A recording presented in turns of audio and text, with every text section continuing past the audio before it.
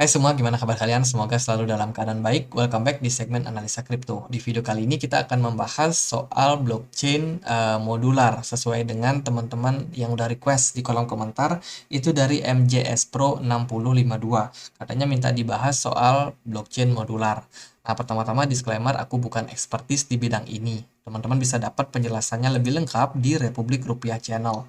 Di sana udah dijelasin beberapa video soal blockchain modular, which is mungkin penjelasannya lebih baik. Tapi di sini aku akan coba buat jelasin ke teman-teman juga. Semoga ya penjelasannya bisa untuk dimengerti. Nah, soal blockchain modular. Jadi secara umum blockchain itu ada dua jenis lah. Yang pertama yang monolitik. Mono itu berarti satu. Di dalam satu blok itu dia mengerjakan banyak hal sekaligus. Ada juga yang tipenya modular, teman-teman. Ini perumpamaan ya. Modular ini sifatnya di dalam satu blok itu terdiri dari beberapa section, beberapa komponen. Oke, jadi berangkat dari masalah yang namanya trilema blockchain.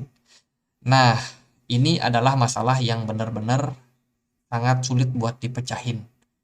Teman-teman, trilema blockchain itu mengatakan tentang ada 3 pilihan yang harus dipilih di dalam sebuah blok, di dalam sebuah blockchain. Jadi setiap blockchain yang dibuat itu hanya bisa memilih 2 maksimal. Antara dia memilih scalable, decentralized, atau secure. Memilih keduanya maka akan mengorbankan satu. Kalau sebuah blockchain memilih decentralized dan juga secure, maka dia harus siap mengorbankan scalability. Atau kalau dia memilih scalable dan juga secure, berarti dia mengorbankan decentralized. Kalau dia memilih scalable dan juga decentralized, siap-siap blockchain ini tidak aman, sangat berisiko. Jadi, nah teman-teman kita akan pakai satu contoh. Ethereum itu adalah salah satu blockchain yang sifatnya decentral dan juga secure. Dia mengorbankan scalability. Makanya di awal peluncuran Ethereum itu cenderung kurang menarik. Ya, karena sama aja seperti Bitcoin. Bitcoin juga decentralized dan juga secure. Tapi dia nggak scalable. Bitcoin itu nggak mau diimprove kayak gimana pun susah Bitcoin. Nah, Ethereum menemukan masalah ini. Ya, si Vitalik Buterin menemukan masalah ini. Lalu, adalah solusi yang disebut dengan blok modular. Nah, teman-teman kita akan coba masuk ke pembahasan yang lebih rinci. Nah, di setiap blok ya, baik yang monolitik atau modular itu sama-sama mengerjakan fungsi yang sama. Itu pertama ada fungsi sebagai execution, ada fungsi sebagai settlement, ada fungsi sebagai konsensus. Jadi sama.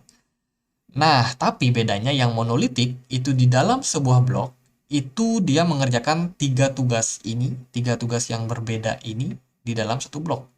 Sementara kalau yang di modular itu dikerjakan sesuai dengan komponennya. Jadi dia di breakdown sesuai dengan komponennya. Ada komponen yang khusus mengerjakan execution saja. Ada yang khusus mengerjakan settlement saja. Ada yang khusus mengerjakan konsensus data saja. Nah, buat teman-teman supaya lebih mengerti tentang blockchain, perbedaan dari modular dan juga yang monolitik, itu aku analogikan sebagai sebuah restoran. Atau mungkin coffee shop deh, mungkin yang lebih keren coffee shop kali ya.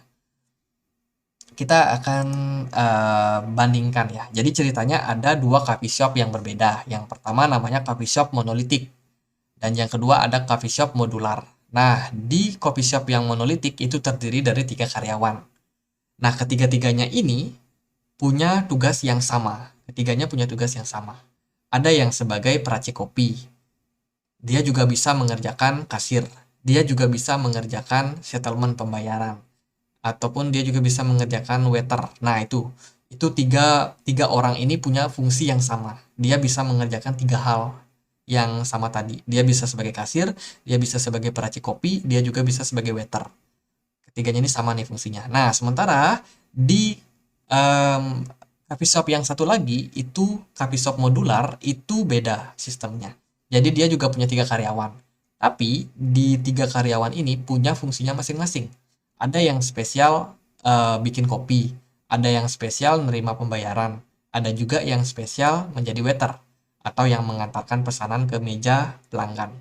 Jadi di sini kita udah dapat kira-kira bayangan soal perbedaan daripada monolitik dan juga modular. Nah, apa hubungannya sama trilema tadi. Ternyata yang menjadi masalah paling banyak itu adalah di bidang scalable-nya. Scalable. Kita pakai contoh tadi seperti Ethereum. Ethereum itu kan sifatnya decentralized dan secure. Otomatis dia mengorbankan scalable. Lalu Vitalik mikir gimana caranya biar kita tanpa mengorbankan decentralized atau secure, kita juga bisa dapetin scalable. Gimana caranya? Lalu adalah yang namanya blockchain modular. Jadi blockchain modular ini itu mencoba untuk membagi komponen-komponen yang ada di dalam blok. Jadi sesuai dengan tugasnya nih, ada yang execution, yaitu tempat dilakukannya transaksi. Ada yang data ability, atau tempat penyimpanan data setiap transaksi. Ada yang sebagai settlement, yaitu tempat semua transaksi diselesaikan. Dan ini dijelaskan kalau dalam financial tradisional itu disebut sebagai clearing ya, clearing. Lalu di sini juga dikatakan bahwa hampir semua komponen blockchain itu dalam satu monolitik, dalam struktur monolitik. Contohnya Ethereum, dia pakai contoh Ethereum. Eksekusi dilakukan di blockchain Ethereum, data tersedia di Ethereum dan dikonfirmasi di Ethereum. Sebaliknya ada struktur modular yang seperti Lego, yang bisa dicopot pasang. Jadi setiap komponen itu memang sengaja dipisahkan. Blockchain ini itu didesain yaitu Polkadot. Ya, blockchain yang dengan struktur modular yang dari awal didesain itu memang Polkadot. Dan ini dikenal dengan parachain sebagai komponen execution-nya. Lalu apa solusi dari Ethereum? Ethereum melakukan perpindahan dari monolitik menjadi modular. Dengan cara apa? Membangun layer kedua. Inilah solusi yang akhirnya dipecahkan oleh Ethereum. Makanya kalau kita cek Ethereum, itu dia punya banyak layer kedua.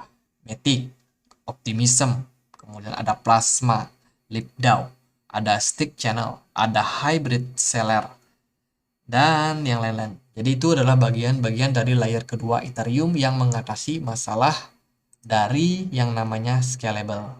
Jadi semoga dengan penjelasan aku tadi itu teman-teman bisa dapatlah untuk bayangannya apa sih bedanya yang modular dan juga yang monolitik. Jadi seperti yang tadi.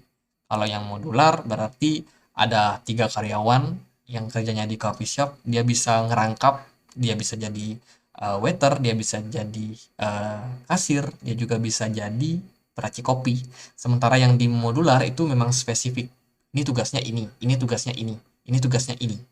Jadi dia lebih fokus untuk mengerjakan proyek tersebut. Jadi itu. Lalu ngomong-ngomong soal parachains dari Polkadot, hari ini ternyata Polkadot mengalami tren penguatan. Kita akan sekilas bahas ya. Polkadot hari ini udah naik sekitar 6%, teman-teman. Ternyata setelah aku cek itu di komunitas, thank you udah sharing. Ini Polkadot nanjak karena ada event tanggal 24. Apa ya? Oke. Kita akan lihat dia di Twitter. Di Twitter ini memang Polkadot ngepost soal Ask Me Anything yang akan diadakan di 24 Februari nanti. Which is ini tentang open governance untuk network daripada generasi selanjutnya. Jadi ini ada upgrade yang bakalan dilakukan oleh Polkadot. Tapi ini masih dalam AMA, dalam Ask Me Anything. Berarti kita kalau mau tahu dia mau bahas apa, itu kita harus ikutin dulu. Ini Ask Me Anything-nya bakalan bahas apa yang mereka bakalan kerjakan. Tentunya bakalan ada diskusi di sana nanti. Dan ini yang like udah banyak. Jadi kemungkinan pergerakan Polkadot naik itu mungkin akan ditunjang karena memang ada upgrade yang besar, yang cukup besar terjadi pada ekosistem daripada Polkadot ke depannya. Ini juga dia baru aja menjalin kerjasama ya together with Sony Network Communication. Itu Astar Network is launching unique Web3. Ini di develop di atas dari blockchain Polkadot. Ini juga mungkin salah satu news yang sangat bagus. Sony udah masuk ke Polkadot bersama dengan Astar Network, which is good news buat Polkadot. Lalu gimana korelasinya terhadap harga? Polkadot ini udah turun cukup dalam kalau kita lihat waktu bear market kemarin. Ya sekarang posisi Polkadot lagi berusaha buat naik. Polkadot ini udah turun sangat dalam guys kalau kita lihat. Belakangan memang jarang ada news, jarang ada yang pom-pom ya Polkadot. Padahal proyek-proyeknya dia sangat-sangat bagus loh. Saat ini posisi Polkadot lagi bertahan di kisaran 7,6 dolar, dan ya dia lagi bertahan di EMA 200, which is ini adalah fase yang cukup penting untuk kita melihat Polkadot, apakah Polkadot bakalan bisa breakout atau dia justru malah struggle di level tersebut. Kalau kita lihat dari proses penurunan yang terjadi pada Polkadot, ini udah beralih ke tren bullishnya, which is dia udah breakout dari yang namanya falling wedge sebelumnya ya. Di sini dia falling wedge, turun, breakout, sekarang udah sedikit mengalami tren penguatan. Tadi volume perdagangannya cukup tinggi dengan volume whales yang juga masih sangat tinggi di market. Tapi yang harus kita waspadai adalah posisi RSI di time frame daily ini udah menunjukkan tren penurunan. Jadi mungkin kenaikan hari ini dipicu sama news tadi karena mungkin akan ada upgrade yang cukup besar terhadap Polkadot. Ya kita menunggu bakalan ada upgrade apa yang bakalan dilakukan oleh Polkadot ke depan. Mungkin kalau upgrade-nya besar bisa jadi Polkadot masih punya momentum buat kembali dalam tren penguatan.